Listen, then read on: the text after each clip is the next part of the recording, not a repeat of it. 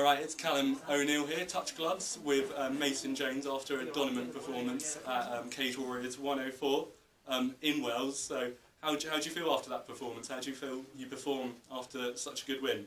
Well, it was a change for me. Normally I go in there and I go to war with my opponents. This time I took him to school. We wanted a clinical. I was always looking for that title fight next, so I wanted to school him, and that's what I think I did. I picked him up with my jab, slowed him down the first round, and started to hurt him in the second, and I opened him up in the third. So there's always things for me to improve on, but it was an easy win for me. I wasn't tired. I had another 2 gears left in the back bank, and I always kept some back just in case he picked it up and I needed to bring some in from away. But I don't think there was a time I was ever in danger. I don't think there was a time he ever had a chance of finishing me. He tried for a leg bar at one point, and all I did was end up with him getting his eye split open. So it was a good fight to me. But thank you for him for coming down. Like, he had a nightmare coming down. Everything's gone wrong with him. His Cage Warriors booked his flight wrong, so he ended up missing his connection flight. Then he had to get a new flight to, I'm going to get this wrong, Southampton. And someone picked him up from Southampton and drove him down. Then he didn't have any of his weight cutting kits, so he couldn't cut weight, and he was asking for a catch weight, which we refused and said, look, he needs to fail weight, and we'll talk from there. And then he turned up 20 minutes for the closing end of weigh-ins, and he was well under the weight. And big shout out to Donovan, you're a legend, and thank you so much for coming to war with me. Yeah, absolutely. Big credit to Donovan as well, turning up to the fight, and the troubles coming up as well.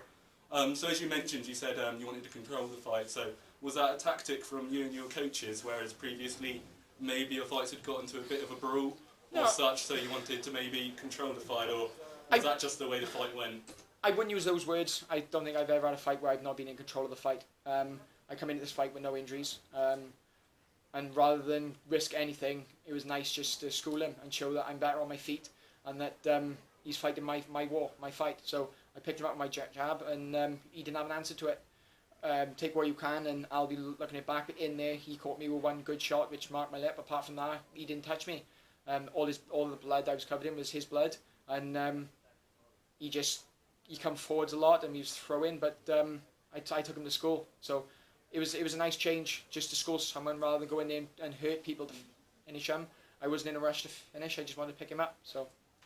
Yeah, absolutely. And one of the things I was most impressed with in the fight was definitely your leg kicks. No, not just kicks to his legs, just your legs to his body as well. So is that something you've been working on?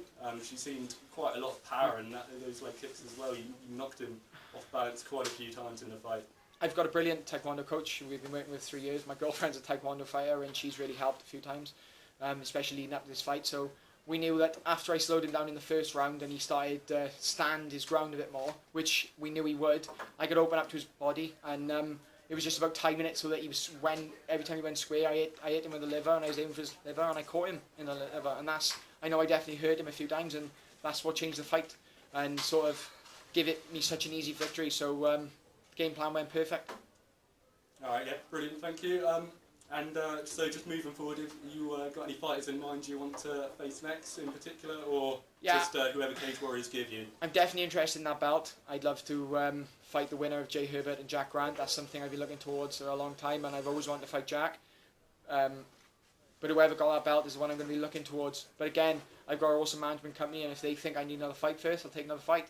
I've only just turned 24 yesterday, so I'm not in a rush. I'm young, I'm hungry, so keep feeding me fighters.